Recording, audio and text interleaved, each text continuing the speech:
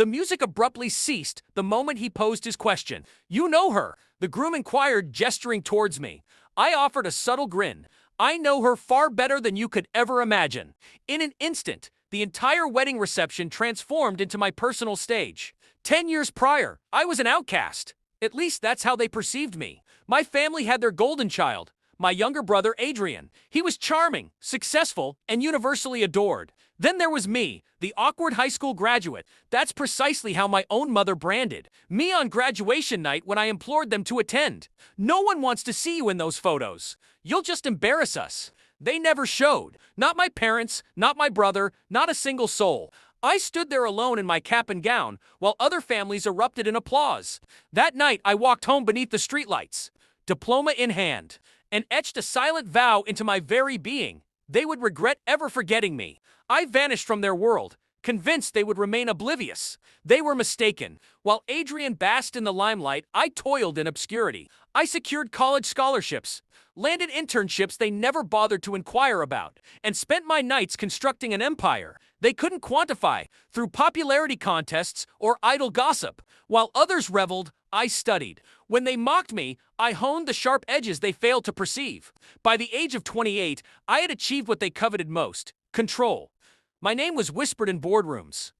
My signature dictated market shifts, and my influence steered currents they never even detected. Throughout it all, I remained silent, patiently waiting. The ultimate betrayal arrived with my brother's wedding invitation. Initially, I dismissed it as a cruel jest. Then, I saw the groom's name, Adrian. He had been mine once, my singular secret, my first kiss.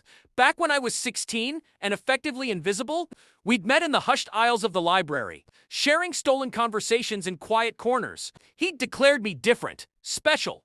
For a time, I believed him, until one day, he simply ceased to appear. Weeks later, I encountered him at a party, Adrian by his side. He'd laughed upon seeing my face and whispered, "Men don't choose shadows." That was the final time I ever wept for either of them.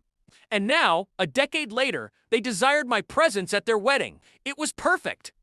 I arrived like a specter, a meticulously tailored black suit, my hair impeccably styled, betraying no hint of desperation. The family who once deemed me worthless stared, as if confronted by a phantom. Yet I remained unmoved. I navigated the room with the composure of someone who already possessed the final scene. The ceremony commenced, a dazzling yet hollow affair. My parents beamed from the front row. Adrian glowed, resplendent in his suit with Adrian by his side, exuding smug satisfaction and oblivious contentment till his gaze fell upon me. His face drained of color as recognition dawned. He murmured something to Adrian, who merely brushed it aside with a smile. At the reception, Adrian couldn't resist. He approached, glass in hand, attempting a casual demeanor. "You look so different." I tilted my head. "No, you simply never bothered to look closely." That's when he uttered the fateful question, "You know her?" Loud enough for the entire table to overhear. And I delivered the line I had harbored for years. "I know her far better than you could ever imagine." The ensuing silence was exquisitely gratifying. I leaned closer, my voice a low yet sharp instrument. "Remember that scholarship fund you boasted about last year? The benefactor who made it possible? That was me. Remember the property your father lost? Who do you think acquired it? Every step you've ascended, Adrian, I've been to floors above." Observing the glass trembled in his hand, Adrian frowned, finally compelled to pay attention. My parents stared, bewildered, as hushed murmurs rippled through the guests. Then, I turned to my brother. "And you? Did you ever ponder why opportunities consistently eluded you? Why campaigns faltered, deals collapsed, and allies defected? I never needed to lift a finger to dismantle you. I merely had to exercise patience. Individuals like you self-destruct." His smile fractured. I rose, allowing my voice to resonate. "They once disowned me, labeled me worthless and a nobody. Tonight, I reciprocate the sentiment. Consider yourselves expunged from my name, my world, my future." With that, I departed. No haste, no agitation. I walked out as the whispers intensified, their glittering facade crumbling under the weight of truth.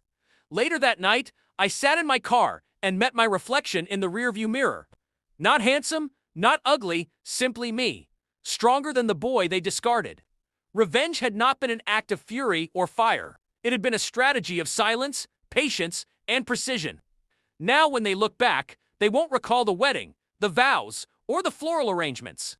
They will remember the moment the forgotten boy stood tall, offered a grin, and reminded them all. Shadows don't disappear, they wait. And when the light finally extinguishes, they are all that remain. The story ends here, but your opinion matters the most. Write it down below. I'm reading every comment.